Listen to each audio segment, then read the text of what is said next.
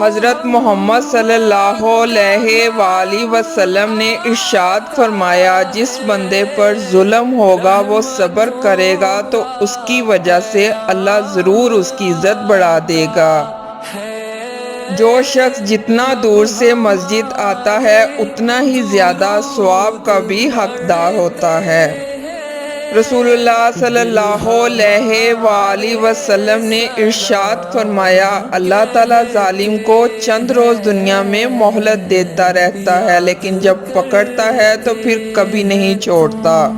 آپ صلی اللہ علیہ وآلہ وسلم نے ارشاد فرمایا، جنت میں ایسے لوگ داخل ہوں گے جن کے دل چڑیوں کی طرح نرم ہوں گے۔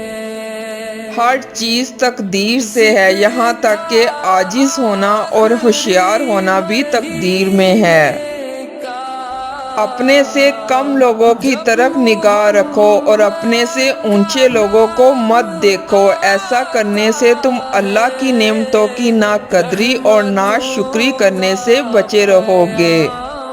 حضرت محمد صلی اللہ علیہ وآلہ وسلم نے ارشاد فرمایا، اپنے والد کو نام سے نہ پکارا کرو، نہ ان کے آگے چلا کرو اور نہ ہی ان سے پہلے بیٹھا کرو۔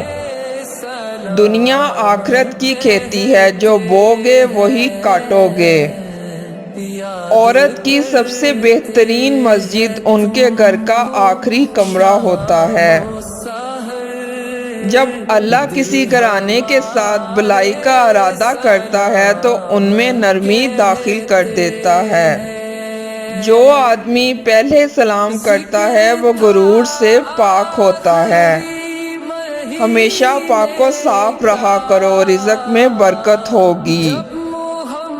قرآن پڑھا کرو کیونکہ قیامت کے دن یہ اپنے پڑھنے والوں کے حق میں سفارش بن کر آئے گا۔ رسول اللہ صلی اللہ علیہ وآلہ وسلم نے ارشاد فرمایا، اللہ تعالیٰ ماں باپ کو ستانے کا گناہ نہیں بخشے گا۔ مومن کا مرج اس کے خطاؤں کا کفارہ ہوتا ہے۔ مسلمانوں، اگر تم میں سے کوئی چاہتا ہے کہ وہ اللہ سے بات کرے تو اس کو لازم ہے کہ وہ قرآن پڑھے۔ رسول اللہ صلی اللہ علیہ وآلہ وسلم نے فرمایا، ہر نماز دوسری نماز سے پہلے ہونے والی خطاؤں کو مٹا دیتی ہے۔ رسول اللہ صلی اللہ علیہ وآلہ وسلم نے فرمایا، جو تم میں سے تعلق توڑے اس سے جوڑو اور تمہیں محروم کرے اسے عطا کرو، اور جو تم پر ظلم کرے اسے معاف کرو۔ رسول اللہ صلی اللہ علیہ وآلہ وسلم نے فرمایا، دلوں کو بھی زنگ لگ جاتا ہے جیسے لوہے میں پانی پہنچنے کے بعد زنگ لگ جاتا ہے۔ عرض کیا گیا، یا رسول اللہ، وہ کون سی چیز ہے جسے دلوں کی صفائی ہو جاتی ہے؟ آپ نے ارشاد فرمایا کہ موت کا زیادہ دھیان رکھنا اور قرآن پاک پڑھنا۔ توبہ ایسا دروازہ ہے جو موت کی ہچکی تک کھلا رہتا ہے۔ دعا ایسا عمل ہے جو تقدیر کو بھی مات دے سکتا ہے۔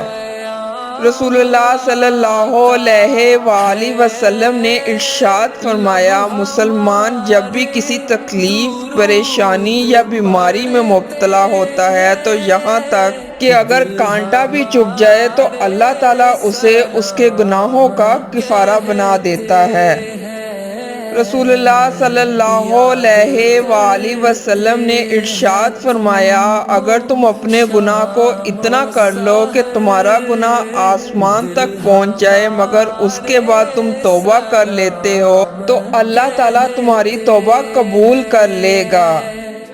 جب تم سونے جاؤ تو آیت الکرسی پڑھ لیا کرو، اللہ تعالیٰ کی طرف سے ایک فرشتہ نگہبان مقرر ہو جائے گا اور صبح کے ہونے تک شیطان تمہارے پاس نہیں آئے گا۔ رسول اللہ صلی اللہ علیہ وآلہ وسلم نے ارشاد فرمایا، جو آدمی غصے کو پی جاتا ہے اور غصہ کرنے والے پر قادر بھی ہوتا ہے، اللہ اس کے دل کو ایمان سے بھر دیتا ہے۔ رسول اللہ صلی اللہ علیہ وآلہ وسلم نے ارشاد فرمایا، اتنا ہی عمل کرو جتنی کی تم طاقت رکھتے ہو، کیونکہ اللہ تعالیٰ نہیں تھکتا لیکن تم تھک جاؤ گے۔ اور اللہ تعالیٰ کے نزدیک سب سے زیادہ محبوب عمل وہ ہے جو ہمیشہ کیا جائے، چاہے وہ تھوڑا سا ہی کیوں نہ ہو۔ رسول اللہ صلی اللہ علیہ وآلہ وسلم فرماتے ہیں، سخی آدمی اللہ کے نزدیک ہوتا ہے اور جنت کے نزدیک ہوتا ہے اور دوزخ سے دور ہوتا ہے۔ زیادہ مال جمع کرنے والے لوگ اللہ کی نظر میں حقیر ہیں، مگر کثرت سے صدقہ اللہ کی نظر میں محبوب ہے۔ بدترین چوری کرنے والا شخص وہ ہے جو نماز سے چوری کرتا ہے۔ صحابہ کرام نے عرض کیا، یا رسول اللہ، نماز میں کیسے چوری کر لیتا ہے؟ آپ صلی اللہ علیہ وآلہ وسلم نے ارشاد فرمایا کہ وہ رکوع اور سجدہ اچھی طرح نہیں کرتا۔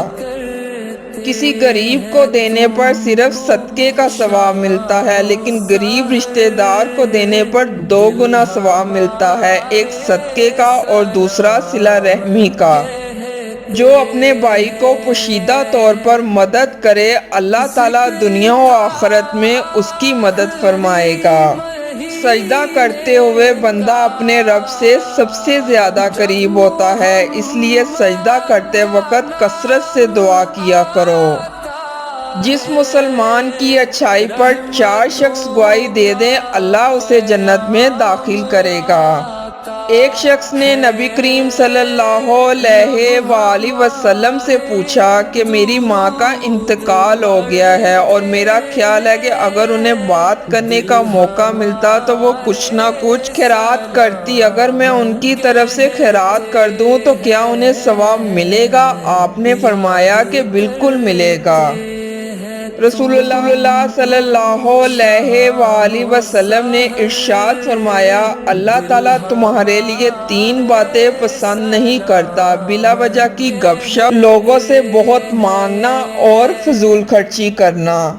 رسول اللہ صلی اللہ علیہ وآلہ وسلم نے ارشاد فرمایا، بے شک اللہ تعالیٰ اس بندے سے راضی ہوتا ہے جو 1 لقمہ یا 1 گھونٹ پانی پیتا ہے تو اللہ کا شکر ادا کرتا ہے۔ جو شخص اللہ تعالیٰ سے 3 مرتبہ جنت کا سوال کیا تو جنت کہتی ہے، اے اللہ اس کو جنت میں داخل کر دے، اور جس شخص نے 3 مرتبہ جہنم سے پناہ مانگی تو جہنم کہتی ہے، اے اللہ اسے جہنم سے بچا لے۔